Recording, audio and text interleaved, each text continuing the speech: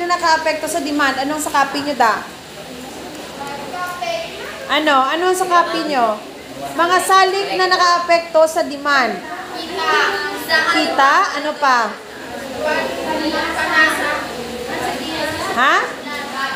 Panlasa. Ano pa gen? Sa purchasing power, ano? Ano?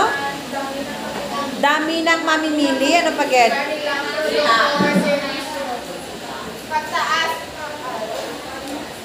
Ano?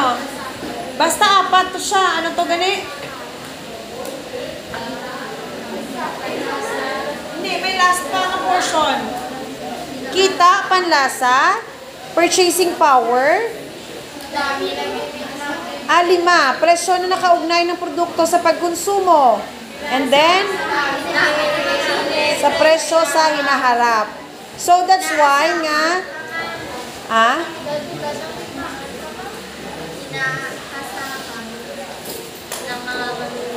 that's why amuna ang mga apektado sa pag-purchase naton sa isa ka product.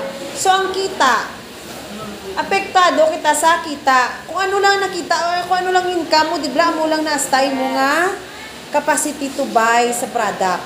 Di ba? Hindi man kinahanglan nga mabakal ti mo ti mahal-mahal gid kaya mo lang na imo kita everyday, mo lang na ang income mo.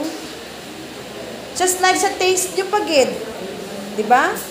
Kung ano ang taste nyo, amo lang na ibaklon nyo. Kung ano ba lang ninyo nga nagustuhan, amo lang gid na ibaklon nyo. Hindi man kamuya magbakal sa iban nga kung hindi nyo gusto. Okay? Next is panlasa. Kag ano to gani? Purchasing power. So may tatlong pamamaraan na pagkita ng konsepto ng demand. The first one is Schedule ng demand. Demand Okay. schedule. schedule ng demand or demand schedule. Mr. Dalong Pines. Sandoval? Sandoval, Gerald o Ken? Gerald. Oh, Mr. Sandoval. Oh, Mr. Sandoval, go na.